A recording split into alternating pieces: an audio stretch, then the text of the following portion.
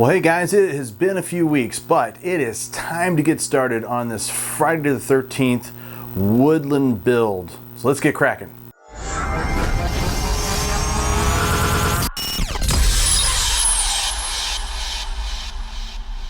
Well, we didn't do an unboxing video of this particular figure, but it is Friday the 13th and it's from part 7 called The New Blood. Now, at the time that I picked up the figure, I have not seen the movie. But what really drew me to it was, one, decent price, but two, the sculpt seemed quite a bit different than what we have seen in the past. First of all, this figure has like all of this tattered clothing and he's got this chain around his neck. He comes with a number of different weapons, although for me the weapon of choice, which was typically Jason's weapon of choice, was the machete that he comes with. But I really like the textures of this figure. You can even see some spine coming through, and it made me curious as to how did our boy Jason get in this kind of condition? Well, I'm not going to walk you through all 6 previous movies to get you to this point, but let's just say that by the time you have 7 movies where you're trying to, I guess, murder teenagers with some sort of psychopathic killer in a hockey mask, you tend to run out of ideas. This particular movie starts out with a flashback from number 6 where the protagonist in that movie ties a stone and a chain around Jason's neck and sends him to the bottom of Camp Crystal Lake for him to rot or die and be dead forever. Number 7 opens up with the little girl who's upset because her dad is abusing, like physically abusing her mother, and they're out at Crystal Lake and she uses her telekinetic powers, not gonna lie, to actually cause the dock to fall into the water, and the top of the dock, it was a covered dock, falls down and kills her dad. And then it's the next 5 minutes of the film, she's a teenager and she's working with this really hardcore psychiatrist who's trying to get her to rediscover her powers. He takes her out to Crystal Lake and he wants her to try, I'm not lying, to bring her dad back from the dead out of the lake. And you can guess what happens. So she pushes her psychokinetic powers into the lake, and who pops up? Chain breaks, Jason swims to the surface. Now we have Jason on the loose. But there's some interesting scenes in there of him attacking some teenagers near a campfire. And so I thought, okay, well, what's really cool, him skulking through the woods. Let's do a wood scene with a campfire and maybe let's get some perspective, some distance perspective. I love the idea of him kind of standing there in the back, like maybe you look up from the campfire and you can see him sort of in the dim light of the campfire and maybe moonlight behind him just shadowing him, and how that would just freak you out. So that's what we're gonna look for. We're gonna try to do that diorama here in this video. Well, I decided not to overcomplicate this build, so I made it pretty easy. Just found some sticks out in the yard, some old dead tree branches, and started to cut them down to size. Needed to sand the bases flat so they would stand up correctly. I got some 1/4-inch plywood, cut some little discs, some little round bases so that I could then screw the bottom of what are now the trees onto these bases so that they would have a lot of support when I glue them onto the foam base itself.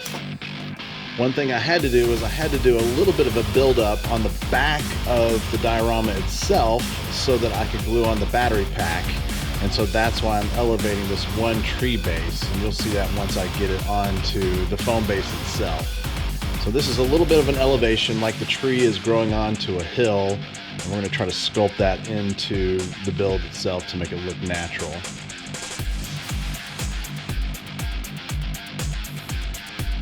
I also have to cut a recess for the wiring. I've got 2 LED bulbs that are going to go in, one for the campfire and one for ambient light to shine up on Jason's face as he is in the background. You can see that elevated tree there on the back left. Now I'm just gluing the rest of the trees down on the base.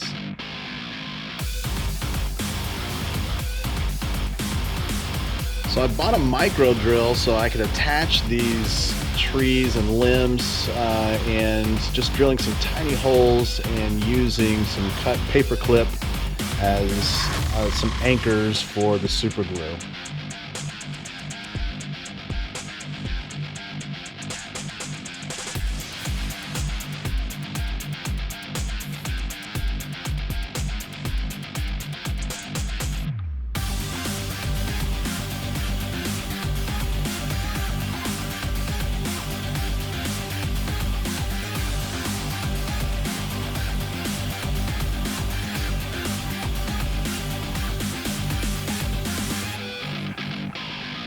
These smaller branches really needed this little pin to hold them in place. I could not put a screw up in the bottom of these really small branches. So that was very helpful to have that super glue and pin to keep it all in place. Now I need to make sure that these trees look like trees, and so I'm going to sculpt some roots out of this air dry clay. So I'll just make it look like, add a lot of water to your hand, that helps out quite a bit, and then I'm going to be sure that I use my sculpting tools, make them look like roots the best I can. I'm not a sculptor, but we're going to give it a shot, see how we can make it look.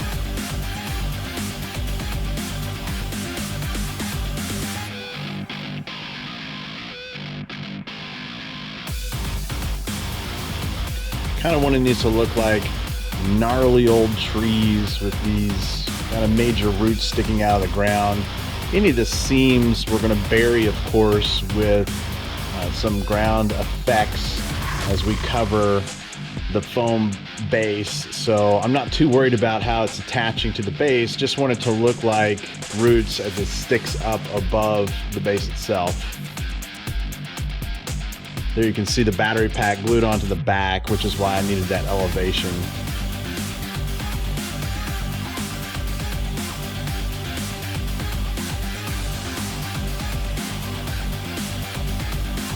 Now I'm going to take some PVA glue, we'll take some plaster or some drywall compound and some paper mache. This is just shredded paper, cellulose, and add a little water, mix it all together, and that's going to give us a nice sturdy material to kind of hold everything together, as well as fill in all the gaps, all the cracks, everything that I created when I was assembling.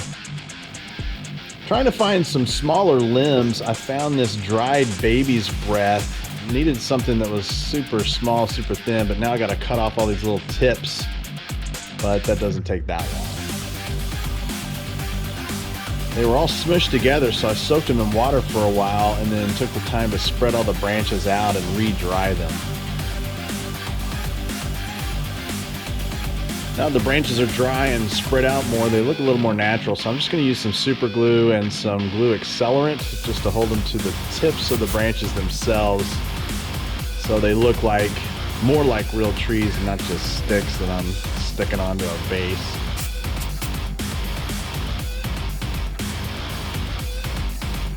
Plant a couple of them in the ground, make them look like saplings as they're growing in this little clearing here. Turned out pretty good. Now I'm going to make some rocks to surround the fire, the campfire. So I'm going to sculpt those out of that XPS foam. Now I've got those sculpted, I'm going to go ahead and paint the base up with that paint plus Mod Podge. Now that's done, a little brown undercoat. Here I'm going to go ahead and try to paint the trees themselves with the airbrush. I got to tell you, I'm really working on my airbrush skills. They're not that great so far, but did my best to try to blend some colors. I think it turned out okay, but I just need a lot of practice. I could do a lot better.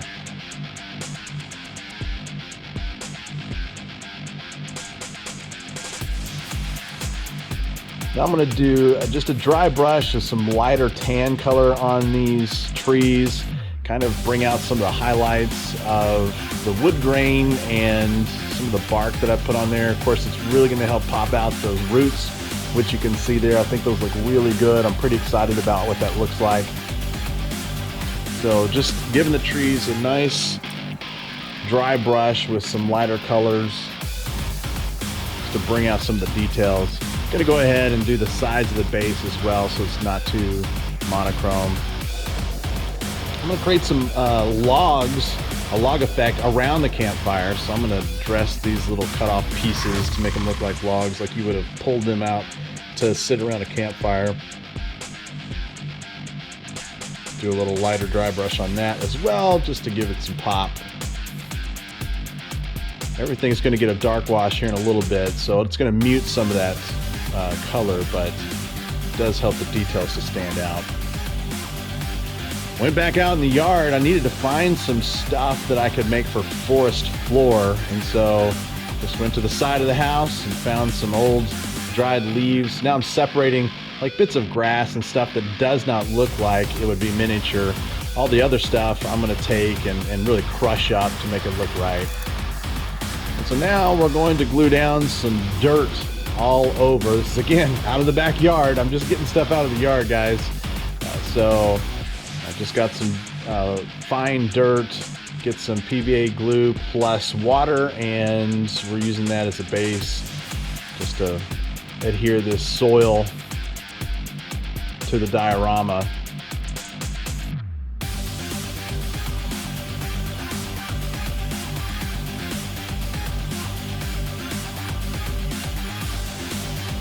Now that I got that down, I'm going to paint the rocks that are going to go around the fire, the campfire. They turned out a little too gray, so I started experimenting with maybe adding some brown. I got some burnt umber and going to do like a dry brush of burnt umber and see if I can mute some of that gray a bit, make it look like it came from this location. That gray really stood out against the brown of everything else that was there. So now that I've got that burnt umber brush on there, I'm going to do some additional highlights on the edges to make these rocks pop a bit. So here's the crushed up leaf material that I've got, and I'm just gluing that down with some PVA glue out of my squirt bottle. Now it's time to glue down the rocks. That first rock is covering one of the lights, and so I've glued down the rest of them that are around the campfire as well. And now it's on to the dark wash. Dark washing the trees, man, they look really good. When I got those done, decided to go ahead and do the whole diorama, did the ground cover as well, got all the dirt with this dark wash, kind of darkened everything up. You can see once we hit that, the rocks, they look pretty good. I want to make some coals in the fire, so I'm just putting down some red and orange and yellow paint down there. It's going to be really covered by these sticks as we're building up the campfire with just sticks and glue. Need to dress the sticks like as if they're burning as well, so put some different colors on there, then in black as well, and then I'm going to take a dry brush and just stroke upwards just to blend those colors and mute everything before we start adding the flame effect. If you've watched my video about how to build torches, I use this liquid nails. It really creates a cool flame, so I'm just going to sculpt this flame now. And this is the last step before we get done with this diorama.